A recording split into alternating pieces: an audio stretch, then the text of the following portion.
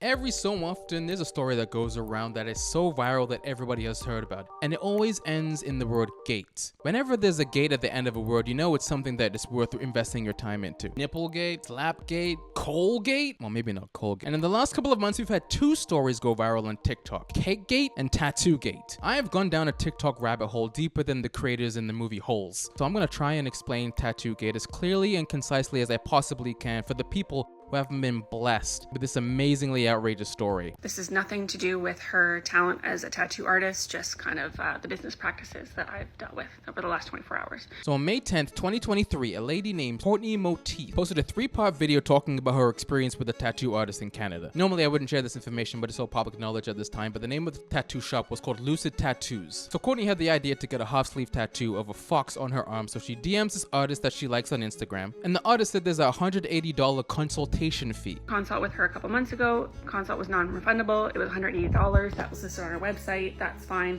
I paid that. We had a Zoom consult on Friday. I've never paid a consultation fee for any tattoo that I've ever gotten, so this is interesting to me. So she pays and shows the artist 2 reference images of the concept she wanted over Zoom. Reference photos as to what I wanted for a half upper arm sleeve. We kind of talked about it a little bit. I said I wasn't really picky on what kind of flowers I wanted. I wanted the fox to look like he was running. Next, she talks about the cost that was quoted to her just for drawing fees. The option was $1,500 plus tax, and you get a concept sketch, and you can make one minor change and then a final design that you'll review. The option number 2 was $3,500 plus tax, where you got 2 concept sketches and a couple changes and a final design review again. And then option 3 was $6,000 plus tax, where you would get multiple sketches and lots of reviews and lots of changes and like a canvas of your concept. Bear in mind, these are just design fees. At first, I kind of thought that that price was going to then be taken out of the final cost of my tattoo, but then I find out that it was not. So a few days goes by and then she finally gets the concept sketch for the tattoo. This is her concept sketch. It is nothing like what I sent her. It's nothing like what I wanted. Remember, she paid $1,500 plus tax for this sketch. I can go on Fiverr.com and get someone to make a better design for under $100. In fact, I have. $1,500 plus tax plus $180 consultation fee. This cost Courtney more than a 2010 used Dodge Ram. And on top of this, she didn't get her refund. $2,695, the consultation, the design fee, plus $1,000 deposit for my actual tattoo date to book that. And she's telling me that she wants another $2,260 in order to just redraw my sketch, even though I told her, I sent her the pictures and showed her exactly what I wanted. She's saying it's my communication skills and that I didn't communicate exactly what I wanted. So you can pause to read. The Design Collab is an optional service for those clients that wish to have more influence on tattoo design and opportunities for feedback and making changes. At no point were you obligated to move forward with anything. You said you wished you'd be tattooed sooner than later, so then I recommended you book your tattoo appointments, but it was your call to make. Like I told you, the typical protocol would be to send the deposit and schedule the tattoo appointments once we work through the design process. Told her I didn't agree with the way that her fees were explained, and that it wasn't made clear that there was a 4th option and that we could have moved forward without paying the design fee. So she says she is not going to refund me anything. She's not going to give me her creativity for nothing. That, 10-minute sketch of that fox that she sent me that looks nothing like the pictures I sent her. She wants to be paid for that, and she's keeping all my deposits and everything. So I just explained to her that, I don't think I'm being nasty. I just feel like, I want to be heard. I don't think that she was clear. I would have picked option 4 if I knew that that was an option for me. And the fact that I paid her $1,695 for that fox sketch, I feel like is good compensation for her time. But I think that the $1,000 deposit that I gave her for my tattoo session that is not going to be happening, I would like that returned.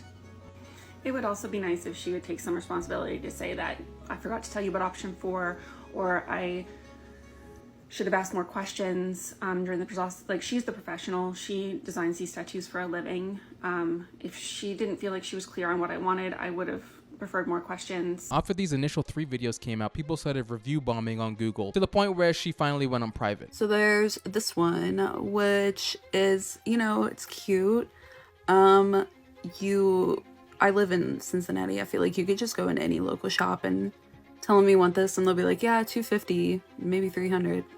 This one, like, you know, I feel like I've seen it before. But that was just one story, because the algorithm started doing what the algorithm does on TikTok, and it showed me another story regarding the same artist.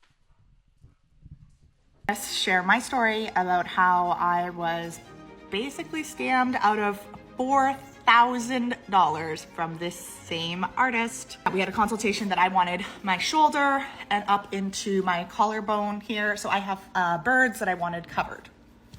And so she, at the time, she only did phone consults. So over the phone, we discussed the design, you know, floral and that sort of thing. And she quoted me $1,700 for that tattoo, again, going here and up to here. And she said 50% deposit due, so $850. So I e-transferred her the $850. Appointment time finally comes, and it's December 2022 now, okay? And a few days before the appointment, she calls me to go over the design. And she says, hey, I'm not gonna be able to do the birds. Like, I can't cover it with the design, so we're just gonna do the shoulder. And I was like, well, that's not what we had discussed and what I was quoted. And so I gave some other suggestions about like coming up to my neck and that sort of thing. And she said, if you want to change the design, then you have to pay a whole new consultation. Now keep in mind, this is right after she changed the design. She said, if I don't like the new plan, I can cancel and I would lose my $850 deposit. Yeah, she was quite rude. And so obviously I felt completely obligated to go to this appointment. Wasn't gonna be a huge tattoo, so it should be able to be done in one day and be out of there and never have to deal with her again. So a couple days later, the appointment comes. I show up at 9 a.m. appointment time. And this lovely human doesn't even start until close to 1 p.m. She tattoos me for 2.5 hours, gets the outline done, and then she says that she has to leave to pick up her kids. She continues to talk about how rude of an interaction she had with the artist, and she wouldn't give back her deposit. So I knew I was gonna have to come back for a second appointment. So we booked it for in January. And then she says that she charges a daily rate and that I owe her $1,900 for today, for 2.5 hours. I was there at 9 a.m. and this was about almost 4 o'clock, or that she's saying she needs the $1,900.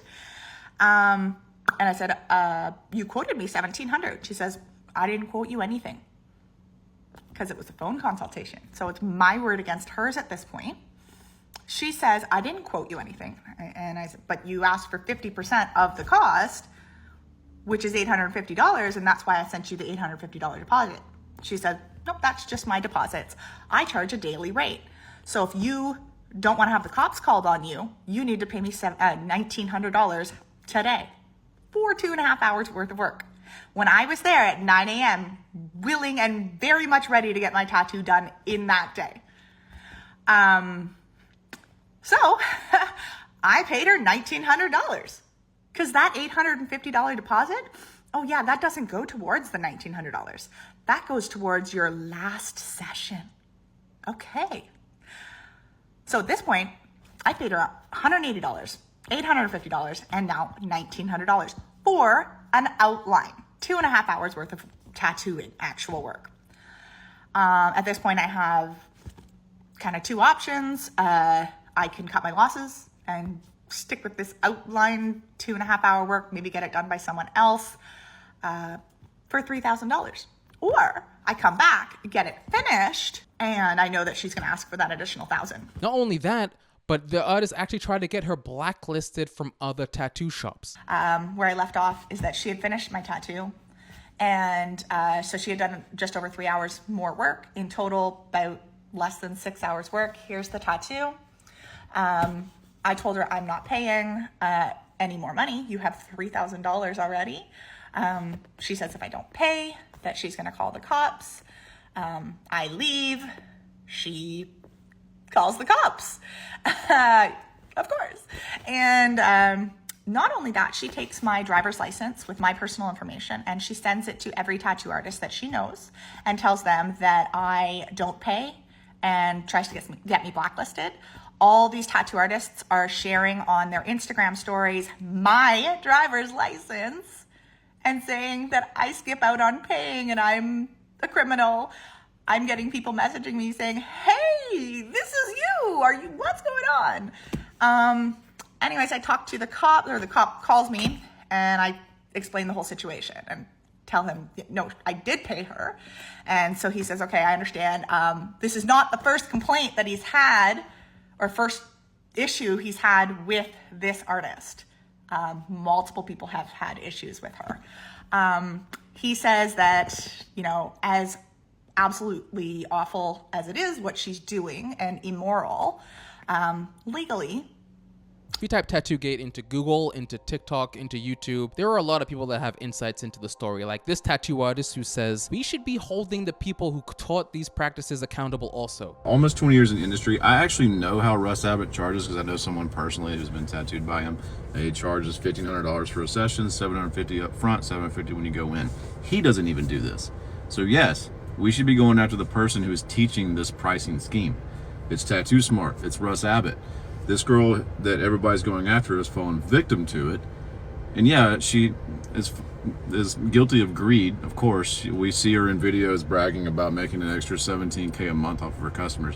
You should never, as a tattoo artist, brag or attempt to make extra money off of your customers. These are the people that are paying your bills. And more videos like this tattoo artist who talked about her experience with Lucid Tattoos and she was trying to get an apprenticeship. She wanted me to do an apprenticeship to whatever extent she decided was necessary. However many years she wanted me to work for her for free, that's what the plan was to just keep working for her for free until she decided I was ready.